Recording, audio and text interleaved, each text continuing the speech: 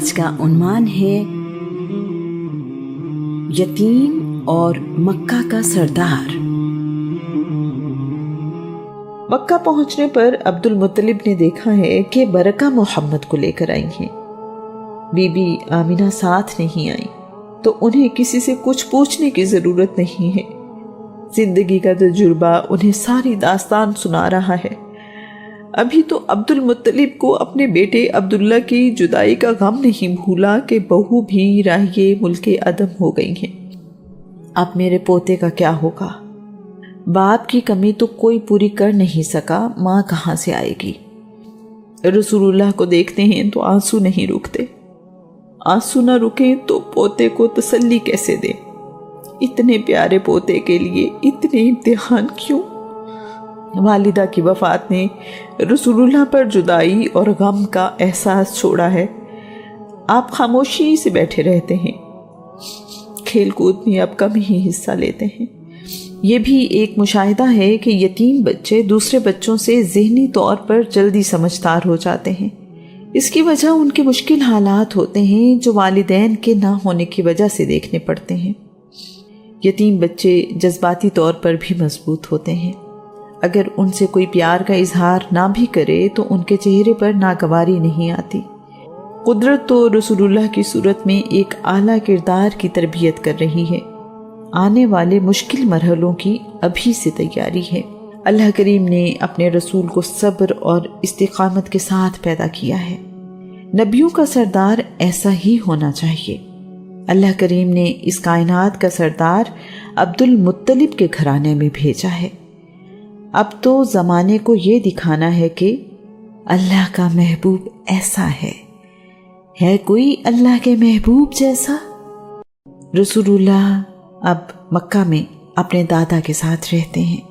برکہ یعنی ام ایمن کا بیان ہے کہ عام بچے جب سو کر اٹھتے ہیں تو ان کے بال بکھرے ہوتے ہیں، آنکھیں چپکی ہوتی ہیں اور چہرہ مرجھایا ہوتا ہے، لیکن رسول اللہ جب سو کر اٹھتے تو چہرہ حشاش بشاش ہوتا اور بال بھی سنورے ہوا کرتے تھے۔ ام ایمن روایت کرتی ہیں، رسول اللہ نے بچپن میں کبھی عام بچوں کی طرح بھوک کی شکایت نہیں کی۔ برکہ ہی رسول اللہ کو نہلاتی دھلاتی ہیں، انہیں کپڑے پہناتی اور ان کی ضروریات کا خیال رکھتی ہیں۔ عبد المطلب نے خصوصی ہدایت دی ہے کہ میرے پوتے کی زندگی میں کوئی کمی نہ ہو۔ برکہ نے عبد المطلب کے گھر رہتے ہوئے رسول اللہ کی خوب خدمت کی ہے۔ رسول اللہ برکہ سے ماں کی طرح محبت کرتے ہیں۔ رسول اللہ کہا کرتے تھے، برکہ میری ماں ہے۔ رسول اللہ نے بعد کے زمانے میں کسی کو تانا دیتے ہوئے سنا، ایک شخص دوسرے سے کہہ رہا تھا، کالی ماں کے بیٹے۔ رسول اللہ نے غصے سے کہا، پیمانہ چھلک گیا۔ کسی سفید رنگ والی ماں کے بیٹے کو کسی کالے رنگ والی ماں کے بیٹے پر برتری نہیں سوائے تقویٰ کے۔ محمد سفید رنگ والی ماں کا بیٹا ہے اور اسے کالے رنگ والی ماں نے پالا ہے، وہ ان دونوں کا بیٹا ہے۔ عبد المطلب جب مجلس میں جاتے ہیں تو رسول اللہ کو بھی ساتھ لے کر جاتے ہیں۔ رسول اللہ اپنے دادا کی کرسی پر بیٹھ جاتے ہیں جہاں سرداروں کو بھی بیٹھنے کی جرت نہیں ہوتی۔ عبد المطلب نے کبھی اس بات کا برا نہیں منایا۔ ایک دفعہ رسول اللہ اپنے دادا کی کرسی پر بیٹھنے کے لیے آگے بڑھے تو ان کے چچا نے انہیں روکا۔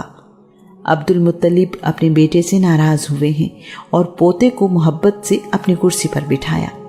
یقیناً رسول اللہ اس قدر اچھا برتاؤ رکھتے ہیں کہ کسی نے کبھی مجلس میں ان 8 سالہ بچے کی موجودگی پر اعتراض نہیں کیا ہے۔ روایت ہے کہ عبد المطلب نے خشک سالی کے دوران ایک دن اپنے پوتے کے نام کے وسیلے سے بارش کی دعا مانگی تو اللہ کریم نے بارش عطا کی۔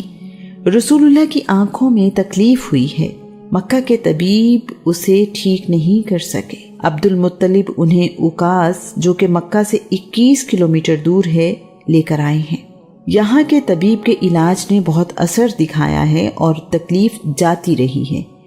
رسول اللہ اس بات کو بعد میں بھی یاد کیا کرتے تھے۔ رسول اللہ اپنے بچپن سے ہی بڑے ذہین ہیں، اگر ان کے خاندان کی کوئی چیز گم ہو جاتی ہے تو وہ لوگ रसूलुल्लाह से कहते हैं कि इसे तलाश करें। रसूलुल्लाह हमेशा कामयाब लौटते हैं। अब्दुल मुत्तलिब से किसी चरवाहे ने आकर कहा है कि मेरे ऊंट गुम हो गए हैं और मुझसे ढूंढे नहीं जा रहे, आप मोहम्मद से कहें कि मेरी मदद करें।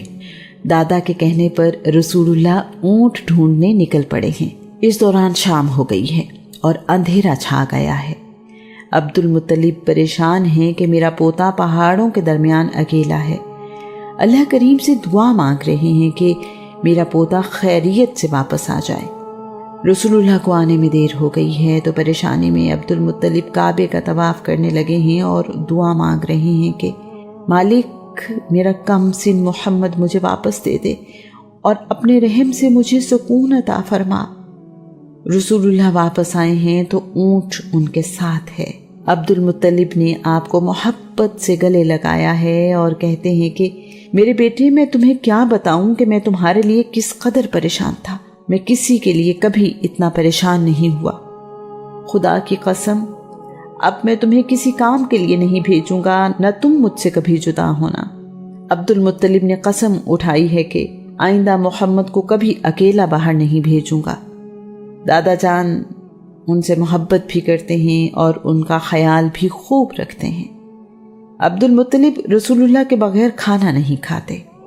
अब्दुल मुत्तलिब ने उम्मे ऐमन को ताकीद की है कि बरका मेरे बेटे मोहम्मद की परवरिश में कोताही न करना। अहले किताब का ख्याल है कि मेरा ये बेटा इस उम्मत का नबी होगा। अब्दुल मुत्तलिब का आखिरी वक्त करीब है। उन्होंने अबी तालिब को बुलाया है और रसूलुल्लाह का हाथ उनके हाथ में देकर कह रहे हैं कि मोहम्मद के साथ मोहब्बत से पेश आना, इसका खूब ख्याल रखना, जिंदगी भर इसकी सरपरस्ती करना, हर दुख तकलीफ और ख़तरे से इसे बचाना। अबी तालिब ने रसूलुल्लाह को मोहब्बत से गले लगा लिया है और अपने वालिद से वादा किया है कि ऐसा ही होगा जैसा आपने कहा है। अबी तालिब ने आखिरी सांसों तक अपना वादा निभाया। अब्दुल मुत्तलिब ने अपनी बेटियों को बुलाया है, लेटे लेटे उन्हें गले लगाया है और उनके माथे चूमे हैं। मक्का की शान, बनी हाशिम का सरदार, यतीमों का बाप अब्दुल मुत्तलिब अपने मालिक से जा मिला है। अब्दुल मुत्तलिब ने 108 साल की उम्र में 579 ईस्वी में वफात पाई। आपको हजून में कुसई के पहलू में दफन किया गया। आपकी वफात पर मक्का के बाजार कई दिन तक बंद रहे। मक्का में सोग का आलम ऐसा था जैसे सबका बाप दुनिया से रुखसत हो गया हो। अब्दुल मुत्तलिब के बाद जुबैर बिन अब्दुल मुत्तलिब बनी हाशिम के सरदार बने हैं। जुबैर की वफात के बाद अबी तालिब बनी हाशिम के सरदार बने। रसूलुल्लाह 2 साल अपने दादा के साथ रहे हैं। अब्दुल मुत्तलिब की वफात ने रसूलुल्लाह की ज़ात पर गहरा असर छोड़ा है। आप अपने दादा जान के जनाजे के साथ चल रहे हैं और गम से रो रहे हैं। रसूलुल्लाह को वालिद, वालिदा और दादा के चले जाने का बहुत गम है।